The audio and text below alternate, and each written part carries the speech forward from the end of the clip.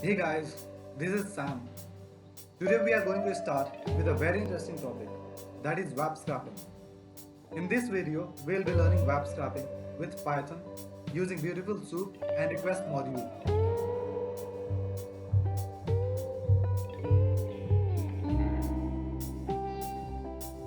We'll start the video with the basic understanding of web scraping and related stuff.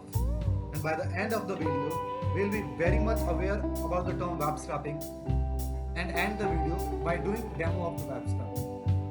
Video की शुरुआत करते हैं। Web scrapping with Python सुनते ही हमारे दिमाग में तरह तरह के प्रश्न आने लग जाते हैं, जैसे कि what is web scraping, web scraping क्या है, why Python for web scraping, Python क्यों यूज करना है वेब स्क्रैपिंग के लिए, need of web scraping, web scraping की ज़रूरत क्या है, what are the different libraries use for web scraping, अलग अलग तरीके कौन कौन से लाइब्रेरी जो हम यूज करते हैं वेब स्क्रैपिंग।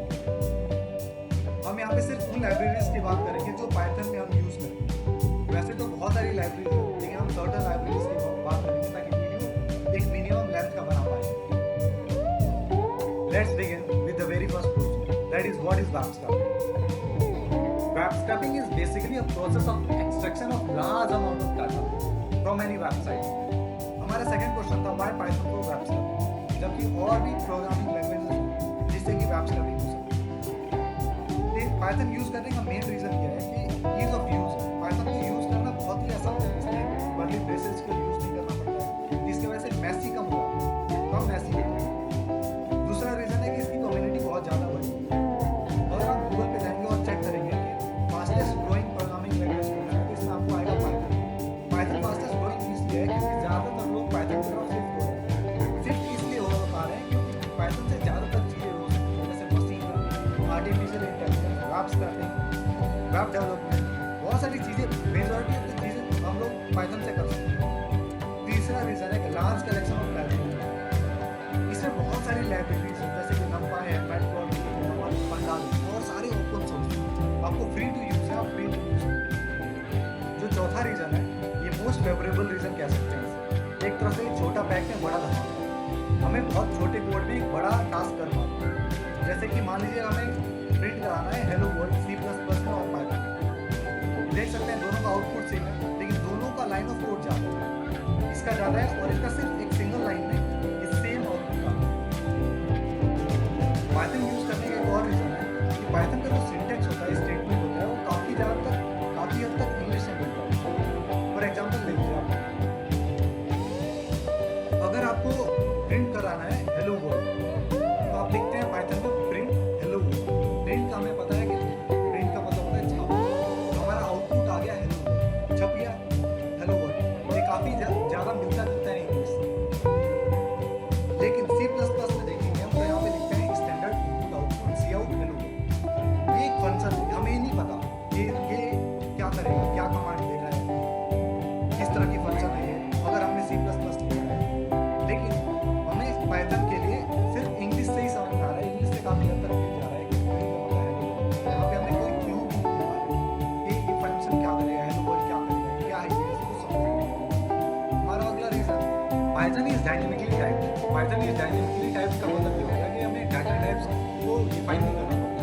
डाटा टाइप्स के वो पहले हमें नहीं बताना पड़ता कि जो वेरिएबल है इसका डाटा टाइप क्या है। डाटा टाइप का मतलब हो गया कि जैसे इंट हो गया, कैरेक्टर हो गया, फ्लोट हो गया, स्ट्रिंग हो गया, ये सारी डाटा टाइप होती है किसी वेरिएबल के लिए। अगर हम मान लीजिए इंट a इक्वल्स टू 5 लिख रहे हैं, तो वेरिएबल a है, डाटा टाइप इंट है। इससे ये पता चल जाता है कि a है, एक इंटीजर है जिसकी वैल्यू 5 है।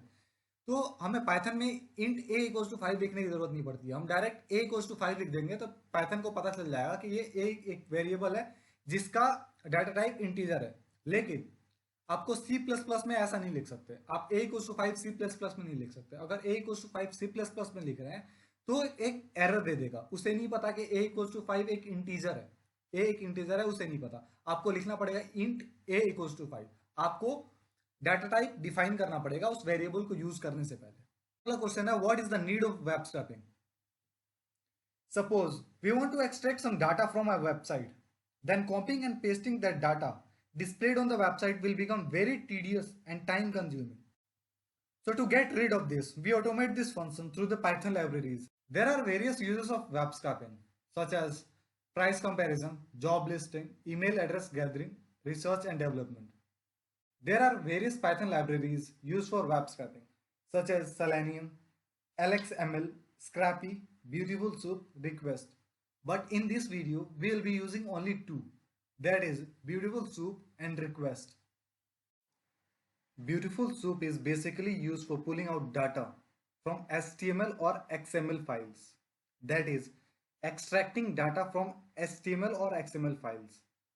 On the other hand, request module is used for all kinds of HTTP requests, basically used for fetching URLs.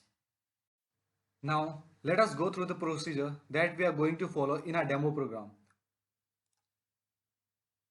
Our first step towards scraping will be loading the required file. For example, मान लीजिए आपको किसी HTML page या किसी website से कोई data extract करना है, तो सबसे पहले हम उस HTML फाइल का, उस वेबसाइट का लिंक, उस पर्टिकुलर वेबसाइट का लिंक लोड करते हैं अपने प्रोग्राम फाइल में। उसके बाद से हम लोग पार्सिंग करते हैं उस चीज का, एनालाइज करते हैं कि कौन सा डाटा कंपोनेंट हमें उठाना है, कौन सा नहीं उठाना है। फिर हमें एक्सट्रैक्ट द डिजायर्ड डाटा, हम उस जो डिजायर्ड डाटा होती है, जैसे मान लीजिए कॉस्ट प्राइस है किसी फोन का, या किसी फोन का मॉडल नंबर है, या उसमें क्या क्या फीचर्स हैं, वो सारे डाटा एक्सट्रैक्ट करना है किसी वेबसाइट से। तो फिर हम उस डाटा का वो एक्सट्रैक्ट करते हैं, वो डाटा हम एक्सट्रैक्ट करते हैं। फिर हम डाटा को मैनिपुलेट करते हैं कि डाटा को कैसे स्टोर करना है, किस फॉर्मेट में स्टोर करना है, कैसे कौन कौन से डाटा उठाने हैं, वो करते हैं। फिर हम उनको सबसे लास्ट में क्या करते हैं कि डाटा को सेव कर देते हैं किसी डिजायर्ड एक्सटेंशन में। डिजायर्ड एक्सटेंशन का मतलब हो गया या तो CSV, डॉक्स या कोई से भी एक्सटेंशन। CSV बेसिकली मतलब होता है हमारा जो डॉट CSV होता है हमारा एक्सेल फाइल का एक्सटेंशन, और डॉट डॉक्स होता है हमारा माइक्रोसॉफ्ट वर्ड का एक्सटेंशन। हम इन चीजों को और बेहतर तरीके से समझेंगे जब हम डेमो करेंगे। So let's begin with the demo. Suppose you are working for a company and the company is asking for some details of all iPhones present on the Flipkart website. तो हम क्या करेंगे, सबसे पहले हम जाएंगे फ्लिपकार्ट वेबसाइट पे। तो हम आ गए फ्लिपकार्ट के वेबसाइट पे, हमने यहाँ पे सर्च किया एप्पल मोबाइल्स।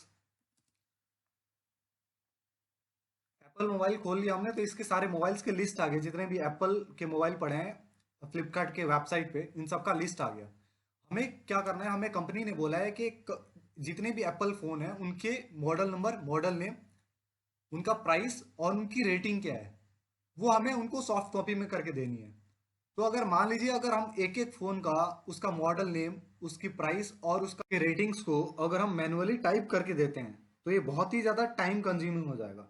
इसीलिए हम यूज करते हैं वेब स्क्रैपिंग। वेब स्क्रैपिंग क्या करता है कि इन सब जो हम टास्क कर रहे हैं, एक एक को मान लीजिए इसको कॉपी करेंगे, फिर इसको कॉपी करेंगे, फिर इसको कॉपी करेंगे, फिर इसको कॉपी करेंगे, जो एक एक को हम कॉपी करते जाएंगे उस टास्क को वो ऑटोमेट कर देता है, ऑटोमेट कर देता है लूप के थ्रू। तो चलिए हम वो समझते हैं कि वो कैसे होता है। मैं वेब स्क्रैपिंग के लिए Python 3.7 का यूज करूंगा और आईडी मेरा होगा स्पाइडर। आईडी से कोई फर्क नहीं पड़ता, आप चाहें तो पाइथन यूज कर लें, जुपिटर यूज कर लें, सबलाइन यूज कर लें, कोई से भी आईडी जिसमें पाइथन के प्रोग्राम्स रन कर पाए। लेकिन आपको पाइथन के लेटेस्ट वर्जन ही यूज करना है। जैसे मैं 3.7 यूज कर रहा हूँ, आपको लेटेस्ट वर्जन इसलिए यूज करना है क्योंकि कई सारी लाइब्रेरीज होती हैं जो ओल्ड वर्जन में नहीं चलती हैं। तो इसके लिए आपके पास जो भी इस समय आपके पास नया वर्जन लॉन्च हुआ होगा पाइथन का, आप उसे इंस्टॉल कर सकते हैं। फ्री का है, ओपन सोर्स है, तो आप इंस्टॉल करने में कोई दिक्कत है नहीं, तो आप उसे इंस्टॉल कर लीजिए। जैसा कि आप देख सकते हैं ये हमारा सोर्स कोड है वेब स्क्रैपिंग के लिए। तो हम इस सोर्स कोड को लाइन बाय लाइन समझेंगे और लाइन बाय लाइन इंप्लीमेंट भी करते जाएंगे। तो हम सबसे पहले देख रहे हैं फर्स्ट लाइन में हमारा क्या, लाइन 1 में हमने इंपोर्ट किया है ब्यूटीफुल सूप और उसको नाम दे दिया है सूप, ताकि हमें बार बार ब्यूटीफुल सूप नाम यूज ना करना पड़े later part of the code में। फिर हमने इंपोर्ट किया है URL lib रिक्वेस्ट लाइब्रेरी और उसका नाम दे दिया हमने यू रिक्वेस्ट।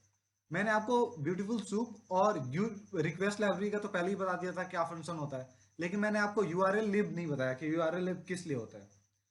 URL lib होता है फाइल्स को खोलने के लिए, एक पाइथन की मॉड्यूल है जो कि फाइल्स को, HTML फाइल्स को खोलने के लिए काम करता है।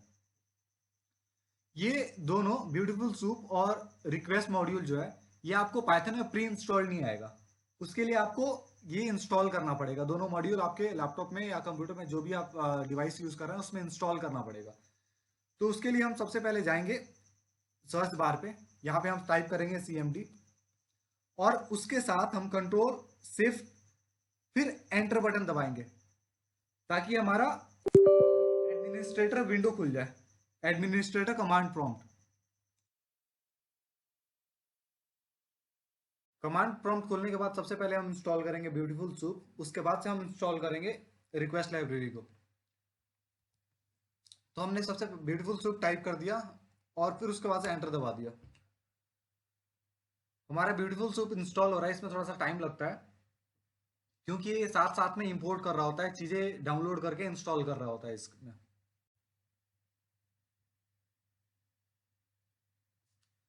क्योंकि मेरा पहले से इंस्टॉल्ड है ब्यूटीफुल सूप मेरे पीसी में, इसलिए यहाँ पे लिखा आ रहा है रिक्वायरमेंट ऑलरेडी सेटिस्फाइड। इसके बाद हम इंस्टॉल करेंगे रिक्वेस्ट लाइब्रेरी को। टाइप कर दिया फिर हिट एंटर। ये भी इंस्टॉल होने में टाइम लगता है, आप लोगों में थोड़ा सा और ज़्यादा टाइम लगेगा क्योंकि मेरे में तो ऑलरेडी फाइल डाउनलोडेड है।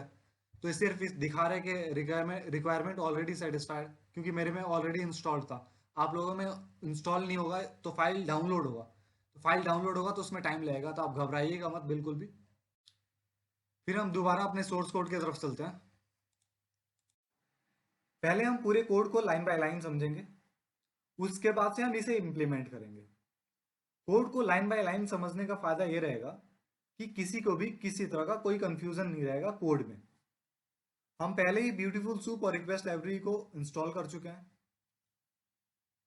उसके बाद से हमने क्या किया है कि वेरिएबल बनाया है जिसका नाम myURL है, उसके अंदर वो लिंक पेस्ट कर दिया है जिस वेब पेज का हमें स्क्रैपिंग करना है, ये वाला लिंक, ये पूरा। उसके बाद से हमने एक वेरिएबल बनाया है यू क्लाइंट के नाम पे, उसके अंदर हमने पास कर दिया है इसी URL को। हमने उसके लिए यूज किया है यू रिक्वेस्ट। यू रिक्वेस्ट क्या क्या करता है, ये बेसिकली कनेक्शन ओपन कर देता है इस वेब पेज के बीच में और इस इंटरफेस के बीच में जो हम यूज करने वाले हैं। उसके बाद से हमने एक वेरिएबल बनाया है पेज अंडरस्कोर HTML को, उसके अंदर हमने यू क्लाइंट मतलब इस वेब पेज को रीड करा दिया है। जब ये रीड कर चुका है और सारा डाटा पेज अंडरस्कोर HTML के अंदर डंप कर चुका है, तो हमने इस कनेक्शन को जो हमने यहाँ पे खोला था उसको बंद कर दिया है। उसके बाद से हमने क्या किया है, एक वेरिएबल बनाया है जिसका नाम है पेज अंडरस्कोर सूप। इसके अंदर हमने क्या किया है HTML.parser। HTML.parser बेसिकली क्या करता है, ये रिलेवेंट डाटा को एक्सट्रैक्ट करता है। रिलेवेंट डाटा का मतलब क्या हुआ, जैसे कि मान लीजिए उस पेज में, इस पेज में जो टाइटल है या चीज, जो भी चीजें बोल्ड में है या जो भी चीजें हेडिंग में है, हेडिंग में, या कोई भी चीज जो पैराग्राफ में है, या ऐसी कोई भी चीज, कोई भी डिटेलिंग इस पेज का, एक तरह से सारी डिटेलिंग को वो रीड कर जाता है। उसके बाद हमने एक बनाया है वेरिएबल कंटेनर के नाम पे। कंटेनर्स के अंदर हमने इस वेरिएबल को कॉल किया है। इस वेरिएबल को हमने इसलिए कॉल किया है क्योंकि जिस पेज को हमें स्क्रैप करना है उसकी सारी डिटेलिंग इस वेरिएबल के अंदर सेव है। फिर हमने फाइंड ऑल यूज किया है। फाइंड ऑल ये क्या है, find all is a Python module that searches all the occurrence that matches in a given pattern. इसका मतलब क्या हुआ कि फाइंड ऑल के अंदर जो भी पास होगा, अगर इससे जो भी मिलता जुलता है इस पेज के अंदर, वो सारा कंटेनर्स के अंदर सेव हो जाएगा। हमें ये डिफ क्लास और ये नाम कहाँ से मिला, जो भी हमने फाइंड ऑल के अंदर पास किया है ये हमें मिला कहाँ से, ये हमें मिला है इस पेज से। जिस पेज को हमें स्क्रैप करना है उस पेज से मिला है। यहाँ पे हम राइट क्लिक करेंगे और इस पेज को इंस्पेक्ट करेंगे। जब हम इंस्पेक्ट करते हैं तो याद रखिए हम एलिमेंट्स के अंदर हम ये मूव करते जाएंगे। आप देख सकते हैं यहाँ पे इस साइड में होवर हो रहा है चीजें, और हम ऊपर और जाएंगे। हम देख रहे हैं कि यहाँ पे आने के बाद ये कंप्लीट ओवर हो गया, यहाँ पे भी कंप्लीट ओवर है। यहाँ से हम इसे कॉपी करेंगे और अपने कोड में पेस्ट कर देंगे। यहाँ से मैंने पहले से ही पेस्ट कर रखा है। उसके बाद से हमने क्या किया, प्रिंट लेंथ ऑफ कंटेनर्स। कितने कंटेनर है उसका लेंथ प्रिंट करना है। तो कंटेनर का मतलब ये हो गया ये कितने आइटम्स हैं इस पे, हर एक आइटम एक कंटेनर के अंदर है, तो कितने आइटम्स हैं वो इससे प्रिंट होगा। डॉट प्रीटिफाई एक पाइथन का मॉड्यूल है जिससे कि एचटीएमएल को ब्यूटीफाई किया जाता है। प्रोफेशनल लैंग्वेज में हम कह सकते हैं डॉट प्रीटिफाई एचटीएमएल एलिमेंट्स को स्ट्रक्चर या ऑर्गेनाइज करने में हेल्प करता है। हम कोड को डॉट प्रीटिफाई तक यहाँ तक एक बार रन करके देखते हैं आउटपुट क्या आता है, उसके बाद से नीचे वाले कोड को समझेंगे और रन करेंगे। नीचे वाले कोड को अगर रन नहीं करना है तो हमें इसको कमेंट करना पड़ेगा, और मल्टीपल लाइन कमेंट पाइथन में हम ट्रिपल कोटेशन मार्क से करते हैं, और सिंगल लाइन करना है तो आपको सीधे एक हैश सिंबल से हो जाएगा। तो यहां तक के कोड को रन करते हैं, देखते हैं आउटपुट क्या आता है।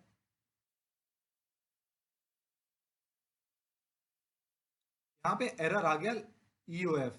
ईओएफ का मतलब होता है एंड ऑफ फाइल। ये इसलिए आया क्योंकि हमने ट्रिपल कोटेशन मार्क्स तो लगा दिए थे कमेंट के लिए यहाँ पे, पर इसको हमने क्लोज नहीं किया था, तो इस बार हम क्लोज कर देंगे। अब ये ठीक हो गया। अब इस प्रोग्राम को दोबारा रन करते हैं, अब इस बार सब कुछ सही चलेगा।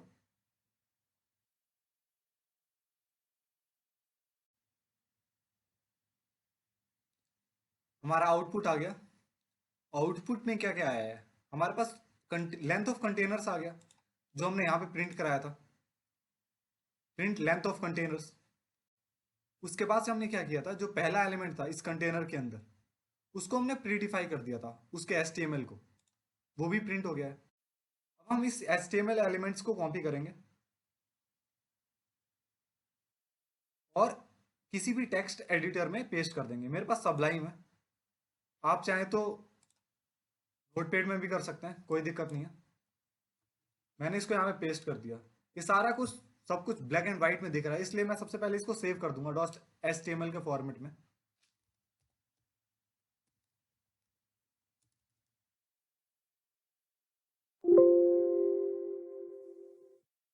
तो ये क्या हुआ, ये थोड़ा कलरफुल हो गया। इससे क्या हो गया कि कोड को रीड करना आसान हो गया है।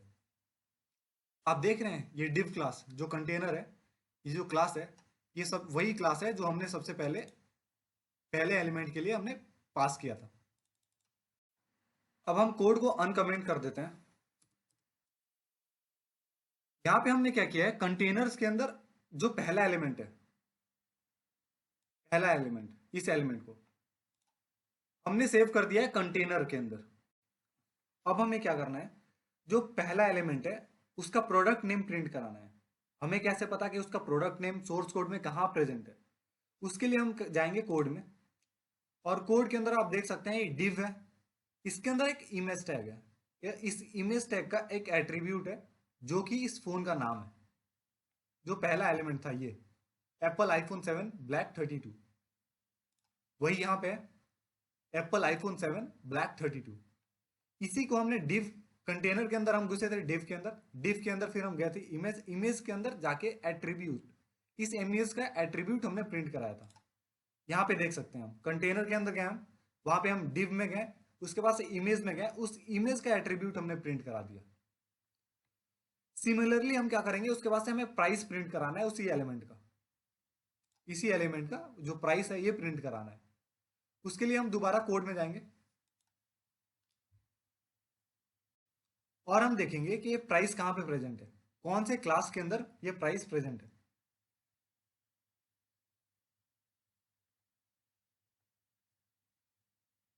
अब हम देख रहे हैं कि यहाँ पे ये डिव है, इस क्लास के अंदर ये प्राइस प्रेजेंट है, तो वही हम दोबारा वही करेंगे। हमने क्या किया है कि प्राइस नाम का एक वेरिएबल बनाया है, इसी कंटेनर को एक्सेस करके फाइंड किया है हमने।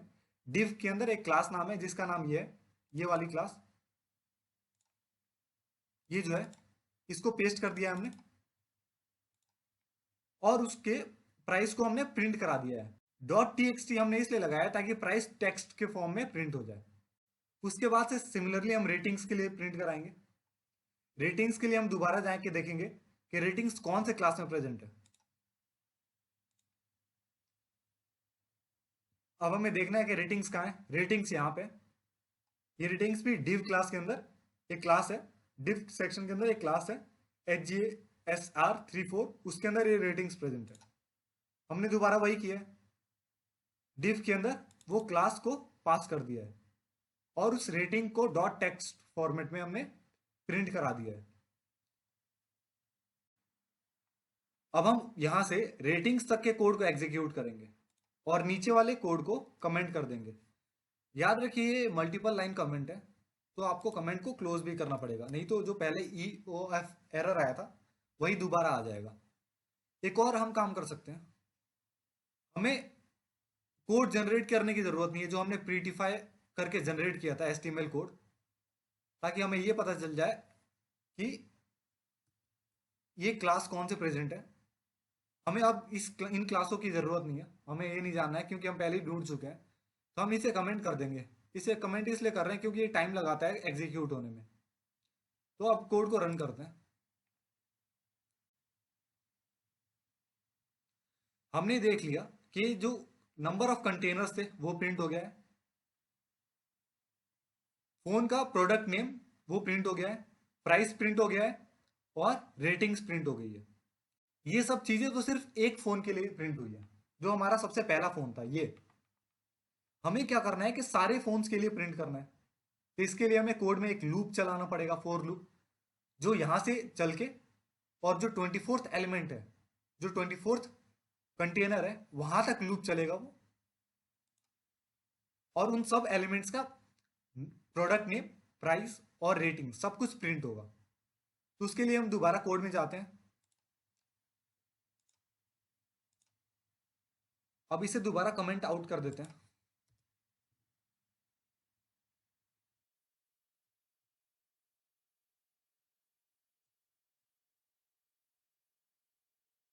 अब हमें क्या करना है, हमें एक फाइल बनाना है जिसके अंदर जो भी चीजें हम कंसोल पे देख रहे हैं ये वो उनमें सेव हो पाए।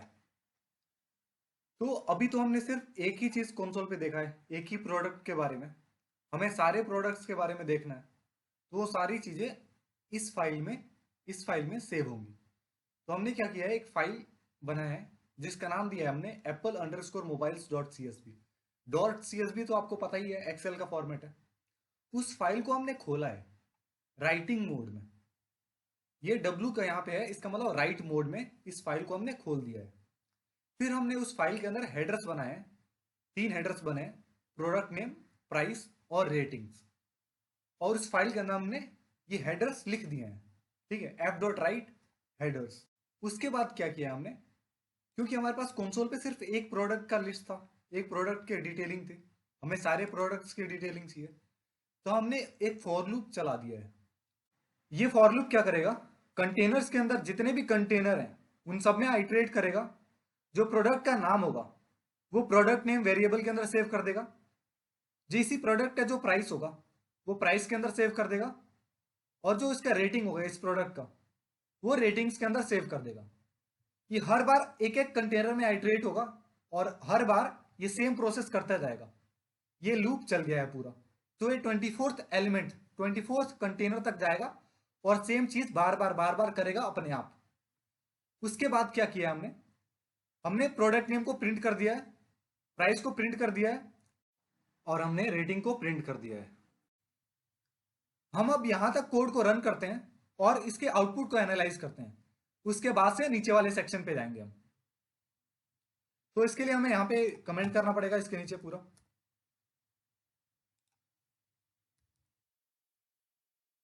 और हम इसे रन कर देंगे।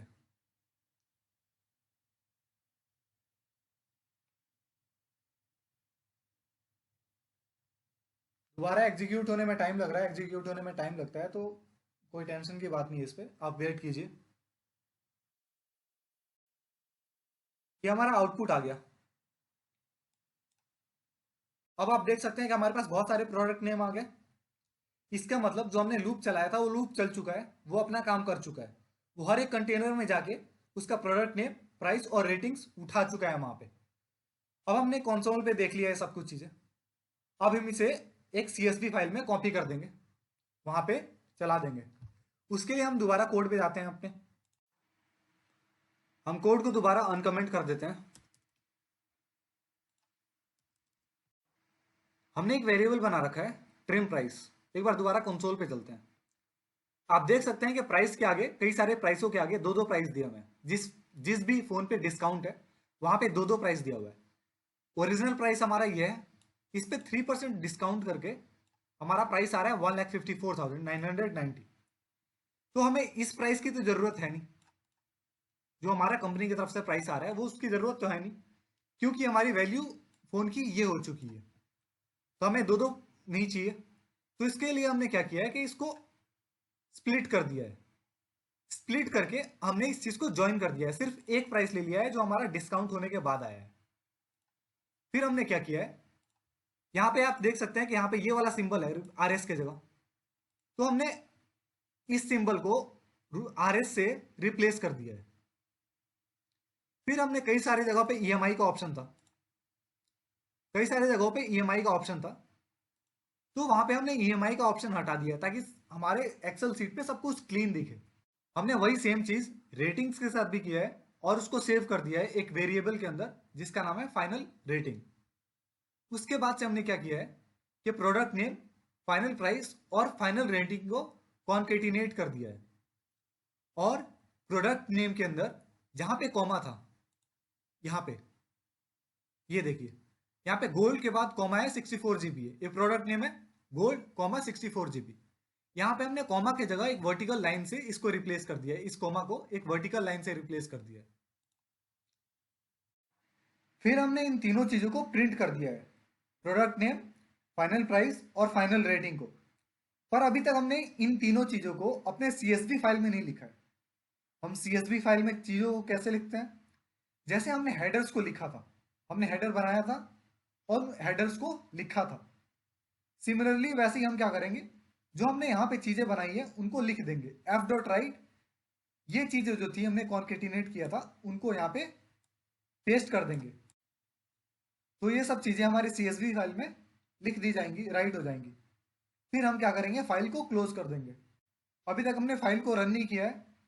आप देख सकते हैं कि हमारे डेस्कटॉप पे कोई CSV फाइल नहीं है।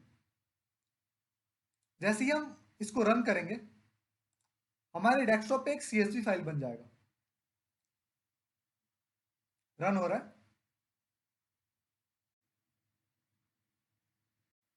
देख सकते हैं कि हमारा आउटपुट आ गया